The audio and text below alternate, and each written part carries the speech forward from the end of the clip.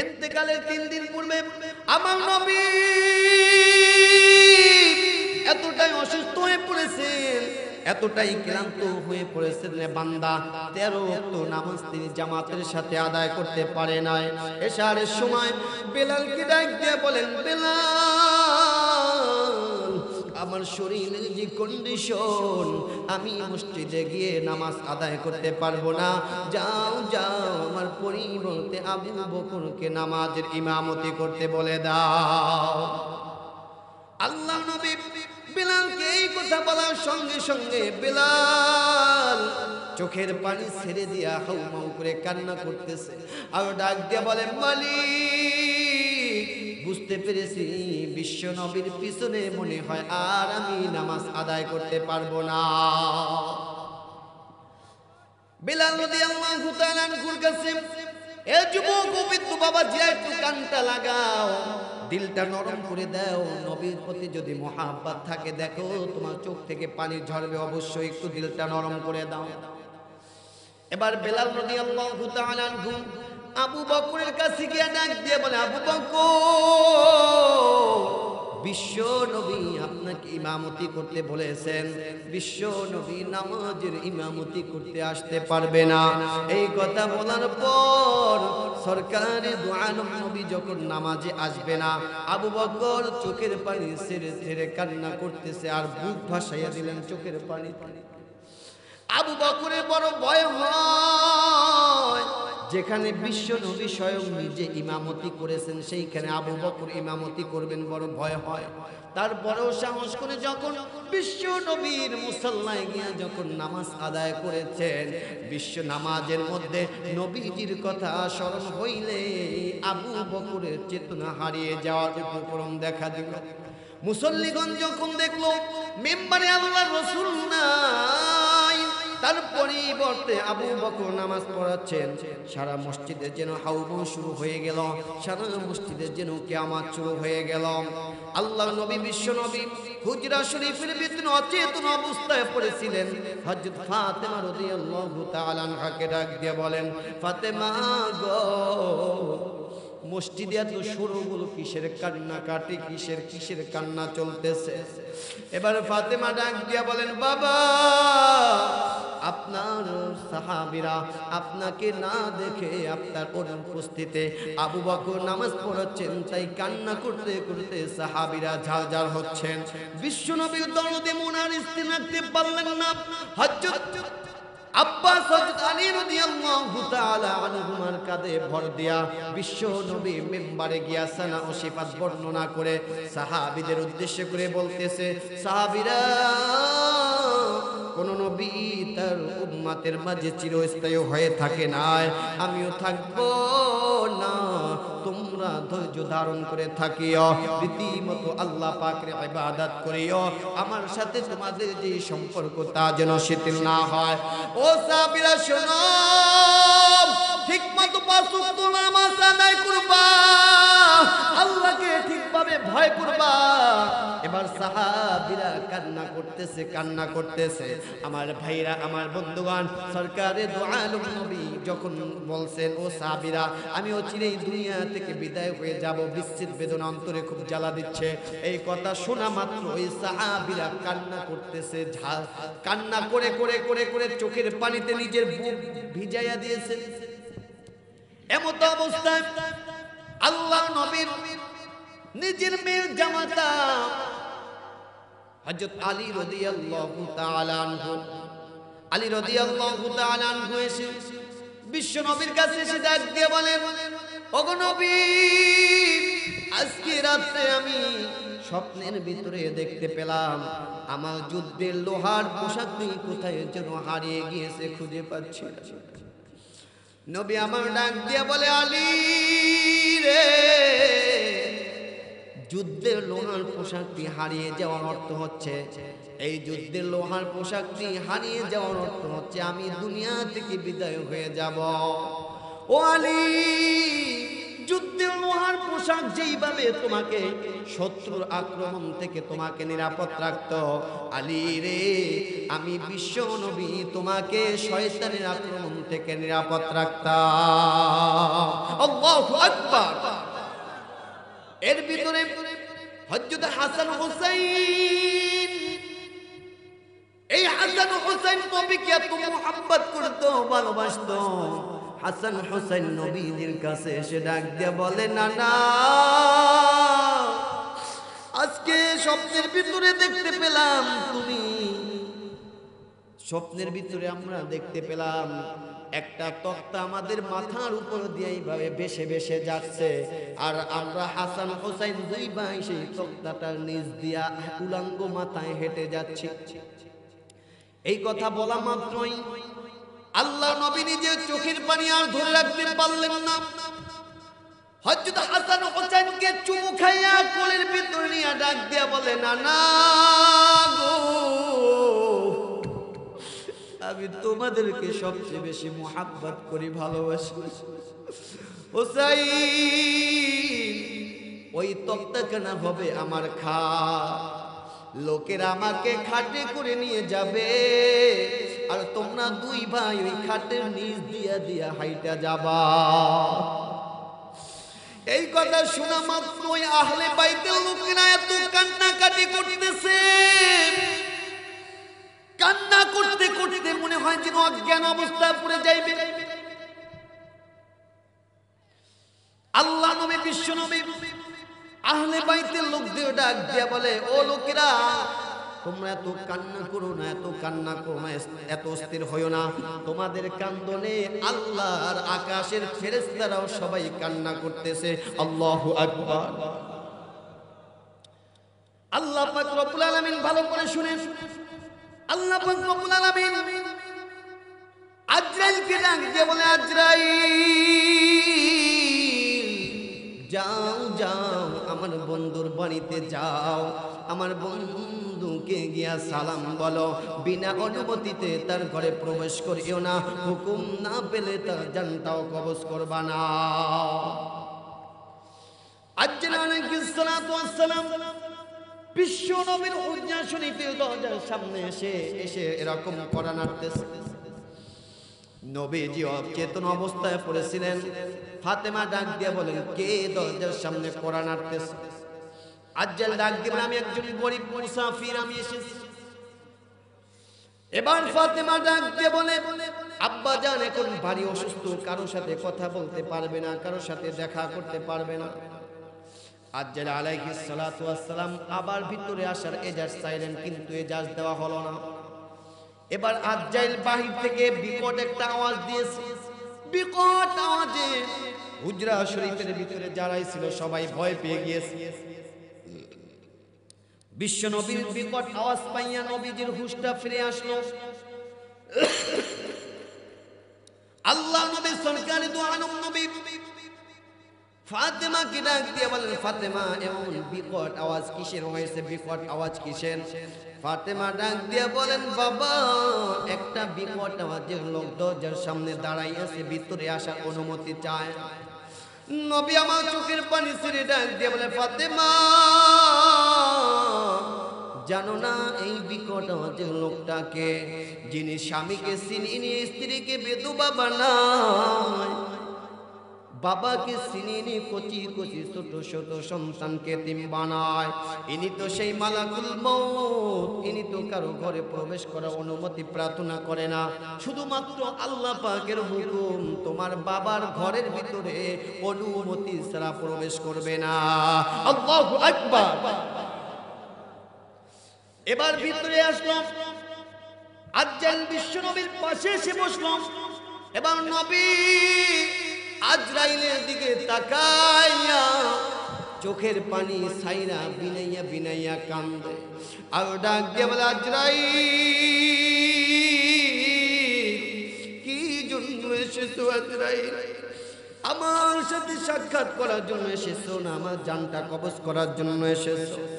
আজরাইল ডাক দিয়ে বলে, হুজুর আপনি যদি অনুমতি দেন আপনার জানটা কবজ করব, আর আপনি যদি অনুমতি না দেন আপনার জানটা কবজ করব না। এবার নবী ডাক দিয়ে বলে, আজরাইল, জিব্রাইলকে কোথায় রেখে এসেছো? জিব্রাইল কোথায়? জিব্রাইল কোথায়? আজরাইল ডাক দিয়ে বলে, ওগো নবী, জিব্রাইল প্রথম আসমানে আছে। আপনার রূহ মুবারক গিয়া আল্লাহ পাকের নিকট গিয়া উপস্থিত হবেন, তাই আপনার উপযুক্ত অভ্যর্থনা ব্যবস্থার জন্য আল্লাহ পাক নির্দেশ দিয়েছেন, তাই আসতে দেরি হয়েছে। এর ভিতরে জিব্রাইল এসে হাজির হল। নবী আমার জিব্রাইলকে ডাক দিয়ে বলে, ভাই জিব্রাইল,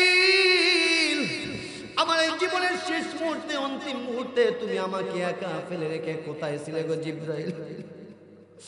জিব্রাইল ডাক দিয়ে বলে, ওগো নবী, আজকে আপনার রূহ মুবারক আল্লাহ পাকের নিকট গিয়ে উপস্থিত হবে, তাই আপনার উপযুক্ত অভ্যর্থনা ব্যবস্থার জন্য আল্লাহ তাআলা নির্দেশ দিয়েছেন, তাই দেরি হয়েছে। হুজুর, আপনার খাতিরে আল্লাহ তাআলা জান্নাতের সব 6টি দরজা খুলে দিয়েছেন। আল্লাহু আকবার। ও হুজুর, শুধু তাই নয়, আপনার খাতিরে আল্লাহ তাআলা জাহান্নামের সব 6টি দরজা বন্ধ করে দিয়েছে। নবী আমার ডাক দিয়ে বলে, আজরাইল, এইগুলাতে আমার সান্ত্বনা আসে না, আমাকে অন্য কিছু শোনা। এবার জিব্রাইল ডাক দিয়ে বলে, হুজুর, আল্লাহ পাক রব্বুল আলামিন আপনার ইজ্জত সম্মান এত দান করেছেন, আজ আপনার রূহ মুবারক আল্লাহ পাকের নিকট গিয়ে উপস্থিত হবেন, তাই আপনার উপযুক্ত অভ্যর্থনা ব্যবস্থার জন্য আল্লাহ পাক রব্বুল আলামিন জান্নাত সাজাইছেন, জাহান্নামের দরজা বন্ধ করে দিয়েছেন। শুধু তাই নয়, পয়গম্বর ঈসা নবী থেকে শুরু করে আদম নবী পর্যন্ত সমস্ত নবীরা আপনার দিদারের অপেক্ষায় দাঁড়িয়ে আছে। শুধু তাই নয়, হুর পরীরা আপনার অপেক্ষায় দাঁড়িয়ে আছে। জায়গায় জায়গায় মুহাম্মাদি ঝান্ডা উঠে আছে। নবী আমার আরো কান্না বাড়াইয়ে দিয়েছেন। ডাক দিয়া বলে, ও জিব্রাইল, এইগুলোতেও আমার সান্ত্বনা আসে না, আমাকে অন্য কিছু শোনাও। এবার জিব্রাইল ডাক দিয়া বলে, ও রাসূলুল্লাহ, ইয়া হাবিবাল্লাহ, নবী গো, এত সুসংবাদ শোনার পর আপনি কেন পেরেশান হচ্ছেন? কিসের চিন্তা আপনি বেকুল হচ্ছেন? কিসের এত চিন্তা করেন? এবার হুজুরে পাক সাল্লাল্লাহু আলাইহি ওয়াসাল্লাম ডাক দিয়া বলেন, জিব্রাইল, আমার গুনাহগার বড়ই দুর্বল উম্মত, কিয়ামতের ময়দানে আমার উম্মতদের সাথে না জানি কি আচরণ করা হবে। জিব্রাইল গো, আমার উম্মতদের চিন্তায় আমি বড়ই পেরেশান হচ্ছি।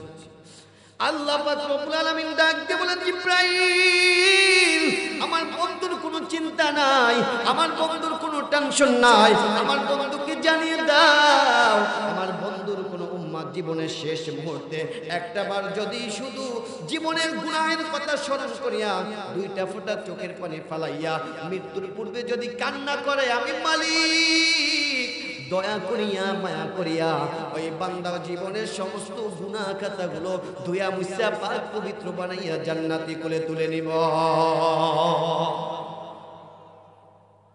আওয়াজটা জোরে হয় না, যেভাবে হওয়ার কথা হয় না। নবীজি সারাটা জীবন আপনার জন্য যত কষ্ট করেছে, সারাটা জীবন কান্না করেছে, মৃত্যুর পূর্ব পর্যন্ত আপনাকে ভুলে না। আর আপনি নবীকে না ভুলা জীবনটা মোবাইলের পিছনেই খালি ঠেলতেছেন। কথা বলেন, হ্যাঁ? মোবাইলে দুনিয়াটা খাইছে না? এই মোবাইলে রাত্র ছোট বানাই হেলাইছে, দিনকে ছোট বানাই হেলাইছে, সপ্তাহ ছোট বানাইছে, মাস ছোট বানাই ফেলাইছে। কথা কয় না?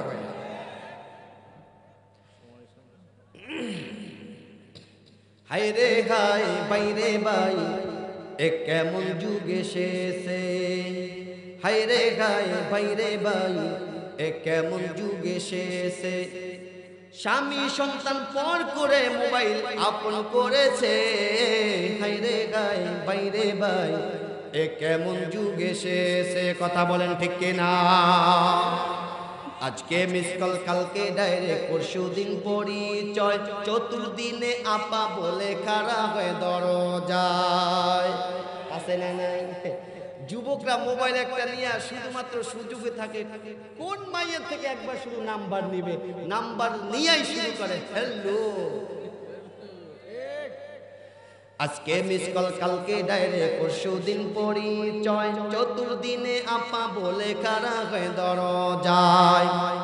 স্বামী জিজ্ঞেস করলে বলে, স্বামী জিজ্ঞেস করলে বলে আত্মীয় এসেছে, হায় রে হায় বাইরে ভাই এ কেমন যুগ এসেছে। স্বামী সন্তান পর করে মোবাইল আপন করেছে, হায় রে হায় বাইরে ভাই এ কেমন যুগ এসেছে।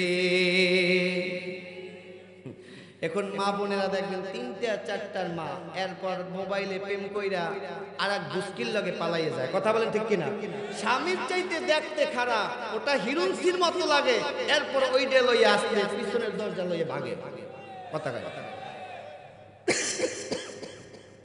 ঠিক মতো আহাল জুটে না, দামি ফোন তার হাতে, নগ্ন সিনেমা আর ফোন চ্যাট করে ঘুমায় অনেক রাতে। ঠিক মতো আহাল জুটে না, দামি ফোন তার হাতে, নগ্ন সিনেমা আর ফোন সেট করে ঘুমায় অনেক রাতে। আছে না নাই? দেখবেন ঠিক মতো খাবার পায় না, ঠিক মতো আহার জুটে না, অথচ দামি ফোন একটা চালায় অ্যান্ড্রয়েড। আছে না নাই? এজন্য বলে জামানা মোবাইলে খাইছে, জামানা মোবাইলে খাইছে, অল্প বয়সের পোলা মাইয়া প্রেমে জড়াইছে, জামানা মোবাইলে খাইছে, জামানা মোবাইলে খাইছে। রেডিও থুইয়া ট্যাপ আসিল, ট্যাপ থুইয়া টিভি, টিভি থুইয়া মোবাইল আইলো, যা কিছু তা পাবি।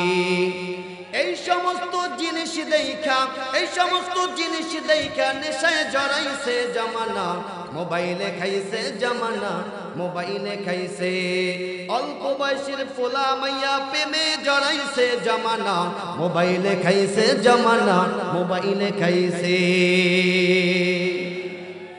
এ যুবক, যেটা বলতেছিলাম, সরকার দু আলম নবী বিশ্ব নবী রাহমাতুল লিল আলামিন জীবনের শেষ মুহূর্তে জিব্রাইলকে ডাক দিয়ে বলেন, জিব্রাইল আমার গুনাহগার উম্মতদেরকে আমি বলতে পারি না। আল্লাহ পাক রব্বুল আলামিন ডাক দিয়ে বলেন, জিব্রাইল আমার হাবিবকে জানিয়ে দাও, আমার হাবিবের কোনো চিন্তা নাই, আমার হাবিবের উম্মতদের কোনো চিন্তা নাই। আমার হাবিব বিশ্বনবী তার উম্মতদেরকে জানিয়ে দেখ, তার উম্মত জীবনের শেষ মুহূর্তে যদি তওবা করে কান্না করে, আমি আল্লাহ পাক রব্বুল আলামিন ওই বান্দাকে জীবনের সমস্ত গুনাহ খাতা মাফ করে দিব। নবী আবার এবার ডাক দিয়ে বলতেছে, জিব্রাইল আন আলতাবা কলবি, হ্যাঁ এখন আমার কলব ঠান্ডা হয়েছে, অন্তর ঠান্ডা হয়েছে। আজরাইল তুমি তোমার হুকুম পালন করো, আমার আল্লাহ তাআলার সাথে আমাকে মোলাকাত করার সুযোগ করে দাও। এ যুবক ভাইরা ভালো করে শুনো, আজরাইল আলাইহিস সালাতু ওয়াস সালাম বিশ্ব নবীর জানটা কবজ করবেন, প্রস্তুতি নিচ্ছেন, শুধুমাত্র হাতটা নবীজির সিনা মোবারকের উপরে রাখছেন। রাখার সঙ্গে সঙ্গে আমার নবী ঘামে কপালটা ভিজে গিয়েছে, চেহারাটা মলিন হয়ে গিয়েছে, চেহারাটা একবার লাল বর্ণ একবার হলুদ বর্ণ ধারণ করল। আজরাইলকে ডাক দিয়ে বলে, আজরাইল মৃত্যুর সময় সবাই নাকি এইরকম কষ্ট হয়ে থাকে। আজরাইল ডাক দিয়ে বলে, হুজুর অন্যদের যেই পরিমাণ কষ্ট হয়ে থাকে তার 10 ভাগের 1 ভাগও আপনাকে দেওয়া হয় না। নবী আমার চোখের পানি ফালাইয়া ডাক দিয়ে বলে, আজরাইল আমার গুনাহগার উম্মতদের না জানি কতই কষ্ট দেওয়া হয়। ও জিব্রাইল, ও আজরাইল, আমার গুনাহগার উম্মতদের জান কবজ করার জন্য যেই পরিমাণ কষ্ট তুমি তাদেরকে দিতে চাও, সমস্ত কষ্ট আমি বিশ্ব নবীকে দিয়ে দাও। আল্লাহু আকবার, নারায়ে তাকবীর, নারায়ে তাকবীর। আমার ভাইরা, এবার আজরাইল আলাইহিস সালাতু ওয়াস সালাম বিশ্ব নবীর জানটা কবজ করলেন। নবীজি দুনিয়া থেকে বিদায় হয়ে গিয়েছেন। ভালো করে শুনুন, সাহাবীরা নবীজির মৃত্যু সংবাদ শুনে মনে হয় যেন হাসরের ময়দান পুরা মদিনায় কায়েম হয়ে গিয়েছে। সাহাবীরা কান্না করতেছে আর হাউমাউ করে কান্দে। হযরত আলী রাদিয়াল্লাহু তাআলা আনহু মাটির নিচে ধপ করে পড়ে রইলেন, ওঠার শক্তি রহিত হয়ে গেছে। হযরত ওমরের মতন সাহাবী খোলা তরবারি নিয়ে উম্মতের ন্যায় বলতেছে, কে বলেছে রাসূল নাই? যদি কেউ বলো রাসূল নাই, তার গর্দানটা আমি এই তরবারি দিয়া দুনিয়া থেকে বিদায় করে দিব। হযরত আবু বকরের মতন সাহাবী, আবু বকরের মতন সাহাবী, আবু বকর রোদন করতে করতে বিশ্ব নবীর কাছে গিয়া চেহারাটা দিয়া এইরকম তার চাদরটা সরাইয়া আবু বকর নবীকে ডাক দিয়ে বলে, হুজুর, আমি আবু বকরের জীবনের বিনিময় যদি আপনাকে মৃত্যুর গ্রাস থেকে রক্ষা করা যেত, আমি আবু বকরের জীবনটা আপনার জন্য কোরবানি করে দিতাম। আল্লাহ নবী বিশ্ব নবীকে গোসল করিয়ে দাফন করিয়ে রাখা হলো। সাহাবীরা দলে দলে এসে নবীজির জানাজা পড়া আরম্ভ করলো। নবীজির জানাজা পড়তেছে। আমার ভাইরা, আমার বন্ধুগণ, বুধবার দিন বিশ্ব নবী সরকারে দু আলম নবীকে দাফন কাফন সম্পন্ন করা হলো। এ যুবক ও বিদ্যু বাবাজিরা, আল্লাহ নবীর সাহাবী হযরত বেলাল রাদিয়াল্লাহু তাআলা আনহু, এই যুবক ভালো করে আশেকে রাসূল কারে কয়? আশেকে রাসূল ছিল। আসল আশেকে রাসূল বেলাল। কথা বলেন ঠিক কিনা? বেলাল ছিল আসল আশেকে রাসূল, আর আমরা হইছি আশেকে জিলাপি, আশেকে রসগোল্লা, আশেকে খিচুড়ি। কথা বলেন ঠিক কিনা?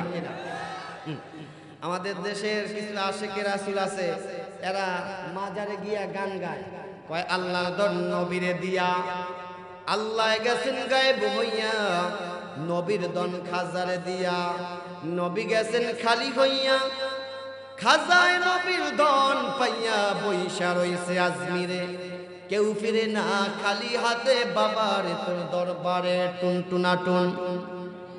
আছে না নাই? অত বলা উচিত ছিল, আল্লাহ তোমার দরবারে কেউ ফিরে না খালি হাতে, আর বাবা তোমার দরবারে মাটির হাড়ি লইয়া দৌড়াদৌড়ি করে, একটু যদি খিচুড়ি কম পড়ে কিলাকিলির ধুম পড়ে। কথা বলেন ঠিক কিনা? এ নবীর আশিক, নবীর প্রেমে পাগল হও সাহাবায়ে কেরামদের নমুনায়। সাহাবায়ে কেরামদের নমুনায় যদি নবীর জন্য পাগল হতে পারো গো, আল্লাহ পাক রব্বুল আলামিন তোমার জন্য জান্নাতুল ফিরদাউস ওয়াজিব করে দিবেন। জোরে বলে সুবহানাল্লাহ। বেলাল রাদিয়াল্লাহু তাআলা কেমন আশিকে রাসূল ছিলেন ভালো করে শুনে নাও। বেলাল যখন শুনছেন আল্লাহর নবী সরকারে দু আলম নবী দুনিয়া থেকে বিদায় হয়ে গিয়েছেন, শোনা মাত্রই বেলাল অজ্ঞান অবস্থায় পড়েছিলেন, ওঠার শক্তি রহিত হয়ে গেছে, আর কোনো হুঁশ নাই। কান্না করে আর ডাক দিয়ে বলে, হুজুর, আমি কালো বেলাল, হাফসি বেলাল, আমার কোনো দাম নাই, আমার কোনো ইজ্জত ছিল না, দাম ছিল না।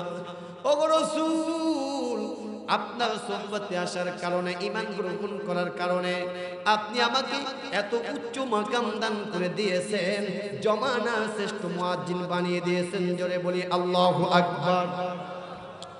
এই বেলাল চোখের পানি ছেড়ে দিয়ে ডাক দিয়ে বলে, এই মদিনায় আমি আর থাকবো না, যেই মদিনায় নবীকে দেখতে পাবো না,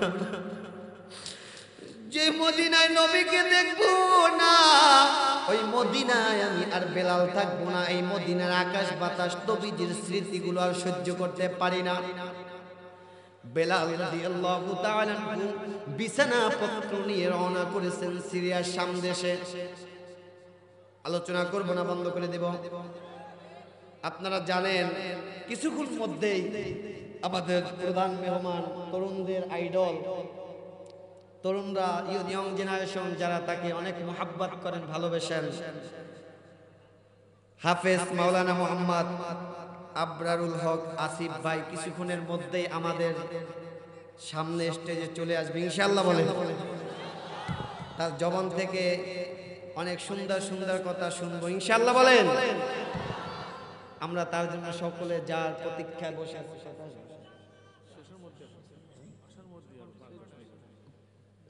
একটু জিকির করে লা ইলাহা লা ইলাহা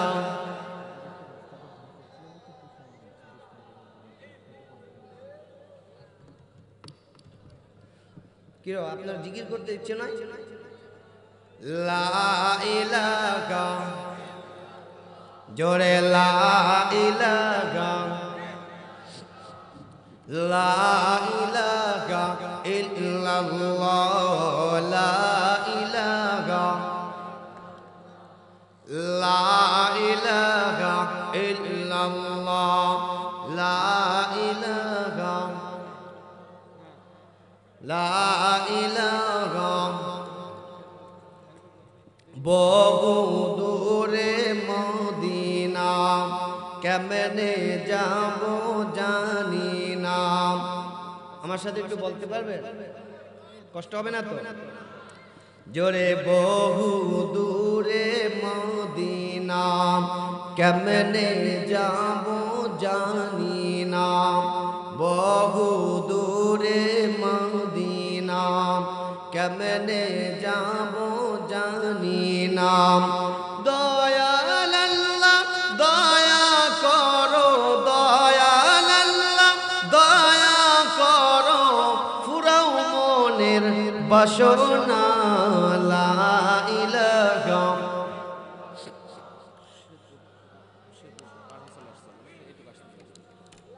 লা ইলাহা ইল্লাল্লাহ লা ইলাহা লা ইলাহা ইল্লাল্লাহ মুহাম্মাদুর রাসূলুল্লাহ। যুবক ভাইরা ভালো করে শুনে নাও, বেলালের কথা বলতেছিলাম। বেলাল রাদিয়াল্লাহু তাআলা আনহু চোখের পানি ছেড়ে দিয়া কান্না করতেছে, বিছানা পত্র নিয়ে রওনা করেছে সিরিয়া শাম দেশে। আর ডাক দিয়া বলে, ও মদিনাবাসী, যেই চোখ দিয়ে আমার দিনের নবীকে দেখতে পাবো না, সেই মদিনায় আমি থাকতে পারবো না। আমি চলে গেলাম সিরিয়া শাম দেশে। বেলাল চলে গেল মদিনা ছেড়ে। আল্লাহর নবী দুনিয়া থেকে বিদায় হয়ে যাওয়ার পরে আবু বকর খেলাফতের আসনে বসছে। আবু বকর দুনিয়া থেকে বিদায় হয়ে গিয়েছেন। এবার হযরত ওমরে ফারুক রাদিয়াল্লাহু তাআলা আনহু খেলাফতের আসনে বসছেন। এবার ওমরে ফারুক বেলালের কাছে চিঠি লিখছেন, বেলাল, বিশ্ব নবী দুনিয়া থেকে বিদায় হয়ে গিয়েছেন, আবু বকর দুনিয়া থেকে বিদায় হয়ে গেছেন। বেলাল, তুমি কেমনে মদিনাকে ছেড়ে সিরিয়ার শাম দেশে পড়ে রইলাম? মদিনার জন্য কি তোমার একটু দয়া হয় না, মায়া হয় না? হযরত বেলাল পত্র পড়লেন, চোখের পানি ছেড়ে ছেড়ে কান্না করতেছে। আমার ভাইরা, আমার বন্ধুগণ, রাত্রবেলা যখন ঘুমিয়ে গেছেন, রাত্রবেলা ঘুমানোর সঙ্গে সঙ্গে নবী রাহমাতুল লিল আলামিন বেলালের কাছে শব্দের যুগে এসে ডাক দিয়ে বলে, বেলাল, কেমনে তুমি আমি মদিনাকে ভুলে রইলাম? কেমনে আমি মদিনাকে ভুলে রইলাম? ওইখানে তোমার কি মনটা চায় না মদিনায় ফিরে আসার জন্য? এবার বেলাল বিশ্ব নবীর কথা মোতাবেক রওনা করেছেন, আবার মদিনায় আসবেন। এবার মদিনায় আসার পরে মদিনায় যখন বেলাল চলে আসলো, বেলালকে দেখার পরে সবার ভিতরে একটা মনে হয় যেন আনন্দ, উল্লাস, উত্তেজনা ফিরে আসলো। বেলালকে ডাক দিয়ে বলে, বেলাল, নবীজি দুনিয়াতে যতদিন জীবিত ছিল ততদিন তোমার কণ্ঠের আজান বাজতো। নবীজি দুনিয়া থেকে বিদায় হয়ে যাওয়ার পর আজও পর্যন্ত তোমার কণ্ঠের আওয়াজ শুনতে পারি নাই। ও বেলাল, মেহেরবানি করে আজকে তুমি একটু আজান দাও। তোমার আজান শুনতে পারলে আমাদের অন্তরের ভিতরে একটু তৃপ্তি আসবে, মনে করবো নবীজি আমাদের মাঝে বেঁচে আছে। বেলাল চোখের পানি ছেড়ে দিয়ে ডাক দিয়ে বলে, ও লোকেরা, জ্বলন্ত আঙ্গারে আর ফুঁক দিও না, আগুন জ্বালাইও না, কে বুঝিবে আমার আজানের কদর? যিনি বুঝতেন সেই সরকার দু আলম নবী তো আর দুনিয়াতে নাই। হাসান হোসেন ডাক দিয়ে বলে, বেলাল আপনি একটু আজান দেন, আমরা অনুরোধ করলাম। হাসান হোসেনের অনুরোধ আর উপেক্ষা করতে না পেরে বেলাল রাদিয়াল্লাহু তাআলা আনহু মিনারায় উঠে আজান দেওয়া শুরু করলো। এ যুবক ভাইরা শোনো, এবার বেলাল যখন মিনারায় উঠে আশহাদু আন্না মুহাম্মাদার রাসূলুল্লাহ, আশহাদু আন্না মুহাম্মাদার রাসূলুল্লাহ,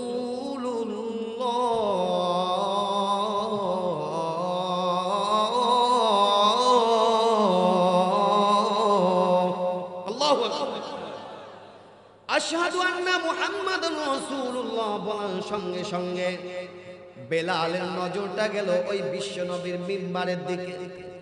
বেলাল তাকাইয়ে দেখে ওই মিম্বার খালি জায়গা, সারাটা জীবন যেখানে নবীজি বসা ছিল।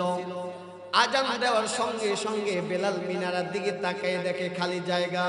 ওই খালি জায়গা দেখা আর বেলাল স্থির থাকতে পারলেন না, সঙ্গে সঙ্গে মিনারা থেকে বেহুশ হয়ে ওখান থেকে পড়ে গিয়েছে। আল্লাহু আকবার বলেন। এটাই ছিল আশিকে রাসূল। এখন আমরা আশিকে রাসূল, এমন আশিকে রাসূল, আমরা আইডল নবীকে মানি না, এখন আইডল মানি সাকিব খানকে। কথা কয় না? এখন আইডল মানি ওই মেসিকে। সরকার দু আলম নবী বিশ্ব নবী বলেছেন, আল মারউ মা মান আহাব্বা, যার সাথে যার মোহাব্বত তার সাথে তার কিয়ামত। এ যুবক, ও বৃদ্ধ বাবাজিরা, ও পর্দার আড়ালের মা, যার সাথে যার মোহাব্বত হবে তার সাথে তার কিয়ামত হবে। এ যুবক, তোমার মোহাব্বত যদি মেসির সাথে হয়, কিয়ামতের দিন তুমি কিন্তু মেসির সাথে উঠবা। তোমার মোহাব্বত যদি সাকিব খানের সাথে হয়, কিয়ামতের দিন তুমি কিন্তু সাকিব খানের সাথে উঠবা। এ যুবক, তোমার মোহাব্বত যদি ওই পরিমণি লুচ্চির সাথে যদি হয়, তোমার কিন্তু ওই হাসরের ময়দানে ওই লুচ্চির সাথে ওঠা লাগবে। এই জন্য যুবক, অনুরোধ করে যাই গো ভাই, এমন একজন বন্ধু পাতাও যার সাথে তুমি চললে কিয়ামতের স্মরণ হয়, জাহান্নামের ভয় হয়, জান্নাত স্মরণ হয়। এমন একজন বন্ধু দুনিয়াতে দরকার আছে না নাই? এ যুবক, এই জীবনটা কিন্তু বেশি দিনের নয়, অল্প কয়েকদিনের জীবন। আজ আছো, আগামীকাল তুমি দুনিয়া থেকে বিদায় নিলে তোমার আমার 24 ঘন্টা হয়ে যাবে। এ যুবক, আসার কিন্তু একটা সিরিয়াল আছে, যাবার কিন্তু কোনো সিরিয়াল নাই। আসার সময় আগে দাদা আসে, তারপরে বাবা আসে, তারপরে তুমি সন্তান। যুবক, যাবার সময় দাদার সামনে নাতি দুনিয়া থেকে বিদায় হয়ে যায়, বাবার সামনে সন্তান দুনিয়া থেকে বিদায় হয়ে যায়। এ যুবক, আজকের মাহফিলটা যদি তোমার আমার জীবনের শেষ মাহফিল হয়, আজকের এই মোনাজাতটা যদি তোমার আমার জীবনের শেষ মোনাজাত হয়, আজকের এই রাতটা যদি তোমার আমার জীবনের শেষ রাত হয়, একটা বারের জন্য তুমি হিসাবটা মিলাও, ওই কবর বাড়িতে গিয়া তুমি কি জবাবটা দিবা? এ যুবক, তুমি স্কুলে পড়ো ভালো কথা, তোমার স্কুলেও তো দিনদার ইমানদার মুত্তাকিন আল্লাহওয়ালা শিক্ষক আছে, আছে না নাই? এ যুবক, তুমি মাদ্রাসায় পড়ো ভালো কথা, তোমার মাদ্রাসায় তো দিনদার ইমানদার আল্লাহওয়ালা শিক্ষক আছে। এ যুবক, তুমি যদি স্কুলে পড়ো, তোমার শিক্ষক যদি দাড়িওয়ালা হইতে পারে, তুমি কেন পারবা না? যুবক, তুমি মাদ্রাসায় পড়ো, তোমার মাদ্রাসার বন্ধু যদি দাড়িওয়ালা হইতে পারে, নামাজি হইতে পারে, তুমি কেন পারবা না? যদি তুমি আজ যদি পরিবর্তন না হও, ও যুবক ভাই, কিয়ামতের ময়দানে কি জবাবটা দিবা? এ যুবক, এই যৌবনকালটা জীবনটা কিন্তু তোমার কাছে আমানত। কিয়ামতের ময়দানে, হাসরের ময়দানে যতক্ষণ পর্যন্ত তুমি 5টা প্রশ্নের জবাব দিতে না পারবা, ততক্ষণ পর্যন্ত তুমি আল্লাহর আদালতে পায়ের গোড়ালি এক স্থান থেকে অপর স্থানে নাড়াইতে পারবা না। সরকারি দু আলম নবী বলেছেন, লা ইয়াজালু কদামা ইবনু আদম হাত্তা ইউসআলা আন খামসিন আন উমরিহি ফীমা আফনা ওয়া আন শাবাবিহি ফীনা আবলা ওয়া আম্মালিহি মিন আইনা ইকতাসাবা ওয়া ফীমা আনফাকা ওয়া মাযা আমিলা বিমা আলিমা। আল্লাহর নবী সরকারি দু আলম নবী বলেছেন, কিয়ামতের ময়দানে যতক্ষণ পর্যন্ত বান্দা হাসরের ময়দানে 5টা প্রশ্নের জবাব দিতে না পারবা, ততক্ষণ পর্যন্ত পায়ের গোড়ালি এক স্থান থেকে অপর স্থানে নাড়াইতে পারবা না। তার ভিতরে 1 নম্বর প্রশ্ন হচ্ছে, বান্দা তোমার যৌবনকালটা তুমি কোন কাজে ব্যয় করেছো? যুবক, তোমার গ্রামে তো এমনও যুবক আছে 5 ওয়াক্ত নামাজ পড়ে, আছে না নাই? তোমার গ্রামে, তোমার বাড়ির মধ্যে এমন যুবক আছে 5 ওয়াক্ত নামাজ পড়ে, রোজা রাখে, পর্দা করে, বেপরদায় চলে না, বেগানা নারীর সাথে চলে না, আছে না নাই? যুবক, তুমি কেন পারো না রে যুবক? মনে করো তুমি কপাল পোড়া, এই জন্য আজকে যুবকদের মধ্যে থেকে ওয়াদা করাইব, কোন যুবক পারবা 5 ওয়াক্ত নামাজ আদায় করবা? যুবক শোনো, আল্লাহর নবী সরকারে দু আলম নবী বলেছেন, কোন বান্দা যদি 5 ওয়াক্ত নামাজ জামাতের সাথে আদায় করে গো, আমি আল্লাহ পাক রব্বুল আলামিন ওই বান্দার আমলনামায় 50 ওয়াক্ত নামাজের সওয়াব দান করে দিব। আল্লাহ নবী, মায়ের নবী যেদিনকে মেরাজে যায়, মেরাজে যাওয়ার পরে জান্নাত ভ্রমণ করেছে, জাহান্নাম ভ্রমণ করেছে, আল্লাহর নবীকে আল্লাহ তাআলা 50 ওয়াক্ত নামাজ দিয়েছেন। এবার আল্লাহর নবী দুনিয়াতে আসার সময় মুসা নবীর সাথে সাক্ষাৎ, মুসা নবী ডাক দিয়ে বলে, ওগো নবী, আপনাকে আল্লাহ কি দিয়েছেন? বলে 50 ওয়াক্ত নামাজ দিয়েছেন। মুসা নবী ডাক দিয়ে বলেন, ওগো নবী, আপনার উম্মত এই 50 ওয়াক্ত নামাজ আদায় করতে পারবে না, জান জান কমাইয়া নিয়ে আসেন। কমাইতে কমাইতে 5 ওয়াক্ত নিয়ে এসেছেন। নবীজির মনটা খারাপ হয়ে গেল, নবীজির চেহারাটা মলিন হয়ে গেল। আল্লাহ তাআলা আমাকে 50 ওয়াক্ত নামাজ দিয়েছেন, আমার উম্মত যদি 50 ওয়াক্ত নামাজ আদায় করত গো, তার আমলনামায় 50 ওয়াক্ত সওয়াব লেখা হইতো। আমার উম্মতের হায়াত কম, অন্য নবীদের হায়াত অনেক বেশি, তারা বেশি বেশি হায়াত পাইয়া বেশি বেশি নেক আমল করবে। আমার উম্মত অল্প এই হায়াতের ভিতরে এত নেক আমল কেমনে করবে চিন্তা করতেছে। আল্লাহ পাক রব্বুল আলামিন ডাক দিয়ে বলেন, ওগো নবী, আপনার কোনো চিন্তা নাই, আপনার কোনো টেনশন নাই, আপনার উম্মতদেরকে জানিয়ে দেন, আপনার দুনিয়ার যুবক ভাইদেরকে আপনি জানিয়ে দেন, আপনার দুনিয়ার কোন যুবক উম্মত যদি 5 ওয়াক্ত নামাজ জামাতের সাথে আদায় করে গো, আমি আল্লাহ পাক রব্বুল আলামিন খুশি হইয়া তার আমলনামায় 50 ওয়াক্ত নামাজের সওয়াব দান করে দিব। একটু জোরে বলি আল্লাহু আকবার। আরো জোরে আওয়াজ দিয়ে, একটা আওয়াজও বন্ধ রাখবেন না, জোরে বলেন আল্লাহু আকবার। আরো জোরে বলি আল্লাহু আকবার। আল্লাহ পাক রব্বুল আলামিন ডাক দিয়ে বলেন, ওগো নবী, আপনার উম্মতদের জন্য আপনার কোনো চিন্তা নাই, টেনশন নাই, আপনার উম্মতদেরকে জানিয়ে দেন, আপনার উম্মতদের হায়াত অনেক কম, কিন্তু আমি আল্লাহ তাআলা আপনার উম্মতদের কম হায়াতের ভিতরে বরকত দিব অনেক বেশি।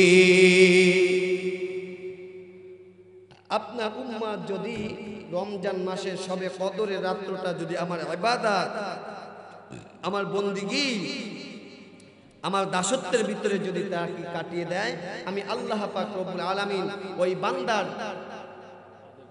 একটা রাত্র আমার ইবাদতের বিনিময় আমি আল্লাহ তাআলা ওই বান্দাকে 1000 মাসেরও বেশি সওয়াব দান করব। আল্লাহু আকবার বলেন। তো সম্মানিত উপস্থিতি, এজন্য নামাজ পড়তে হবে কয় ওয়াক্ত? হাতটা জাগাইয়ে বলি কয় ওয়াক্ত? ওই যে ওইভাবে নামাজ পড়লে হইতো না। ওই যে এক বৃদ্ধা বাবা দুধের হাড়ি আছে না, দুধের হাড়ি পাশে থুইয়া নামাজ পড়া শুরু করছে। তো বিনয় পাশ দিয়ে ঘোরে আর কোন সময় মুখ দিমু, কোন সময় মুখ দিমু। হঠাৎ করে যখন আল্লাহু আকবার নিয়ত করছে, বিলয় কয় এইবার সুযোগ পাইছি। নামাজেও নিয়ত করছে, বিলয়ও ওই দুধের ডিব্বার ভিতরে মুখ দিছে। বেচারা তাকাই দেখতেছে বিলয় কিন্তু দুধ খাইতে আছে। চিন্তা করতেছে আল্লাহ বিলয় কেমনে তাড়ায়, সূরাটা যদি একটু জোরে হইতো, আসরের নামাজ তো আস্তে সূরাটা যদি একটু জোরে হইতো তাহলে এমন জোরে সূরা পড়তাম বিলয় দৌড় দিত। কি করা যায়? এখন বান্দা যখন রুকুতে গেছে, রুকুতে যাওয়ার পরে রুকুতে ওঠার সময় সামিয়া আল্লাহু লিমান হামিদা এমন জোরে হামিদা কইছে, নামাজ থুইয়া বিলয় আইজো দৌড় কাইলো। এমন নামাজ পড়লে হইব? কথা বলেন। হ্যাঁ, 5 ওয়াক্ত নামাজ, বিদ্যা বাবাজিরা 5 ওয়াক্ত নামাজ সঠিকভাবে আদায় করতে হবে এবং সঠিক টাইমে। আসছে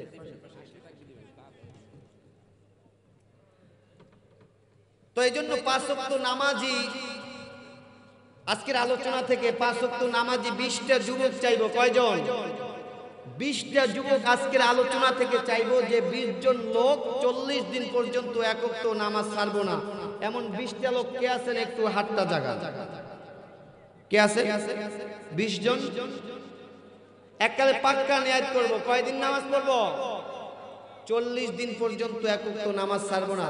যারা যারা হাত জাগাইছেন একটু কষ্ট দিব, মেহেরবানি করে একটু দাঁড়িয়ে যান, একটু দাঁড়িয়ে যান। নারায়ে তাকবীর। আয় মালিক তাকাইয়ে দেখো, তোমার যে বান্দারা 20 দিনের জন্য নামাজ ছাড়বো না ওয়াদা করেছে, এই বান্দাদেরকে তুমি কবুল ও মঞ্জুর করে নাও। 5 ওয়াক্ত নামাজ সঠিকভাবে আদায় করার তৌফিক দান করে দাও। দুনিয়াতে কল্যাণ দাও, আখিরাতের কল্যাণ দাও। জোরে বলি আমিন। বসে যান।